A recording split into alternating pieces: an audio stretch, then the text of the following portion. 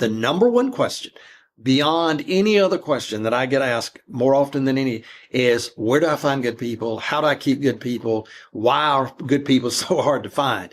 Let me give you 4 things that, and there are many others, I'm sure. Everybody's got their list, but let me give you the 4 things that I recommend when it comes to the answer. Where do I find good people? How do I keep good people?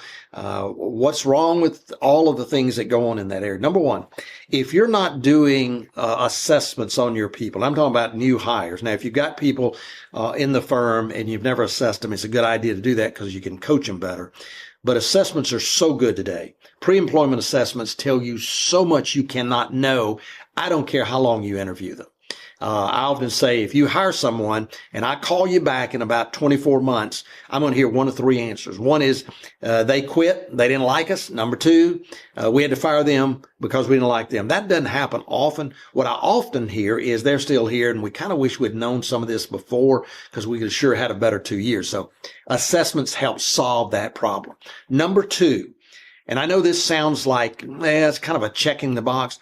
Most companies I find do not have a good validated way to check references. They're using a system that's old and outdated. You need a really good system for checking references. I'm not going to teach that today, but that is a system that you have to have. And if you want to talk more about it, give me a call. But that is an important part that we kind of think of as perfunctory nowadays, but it's not.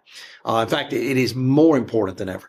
Number 3, are you doing regular reviews? People need to know how they're doing. They need to know what to do to get better. They need to know what you're investing in them and what they need to invest in. Are you doing regular reviews? Number 4, are you doing the right compensation? I'm not a compensation expert. Don't want to be, never have professed to be, but compensation is still really important. So I had one rule in setting up compensation. I would get a certified data-driven model for that job. Somewhere there's how we're going to pay skilled workers or administrative workers or knowledge workers. I would have some basis for why we're paying that. I would also have some basis for how they can grow that on their own, what they can do to make it better. But I always wanted to be within 10% of what I thought was absolutely right. Now, I might be 10% high, I might be 10% wrong.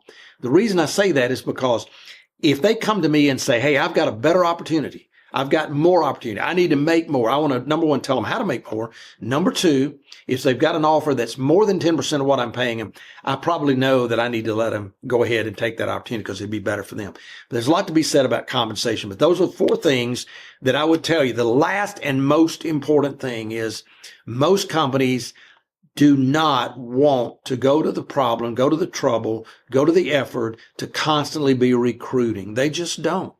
They wait until something breaks and then they're in a panic to fix it. So always have a good recruiting program. Those are the 5 things I would recommend that will help you sustain and improve and grow your people side of your business.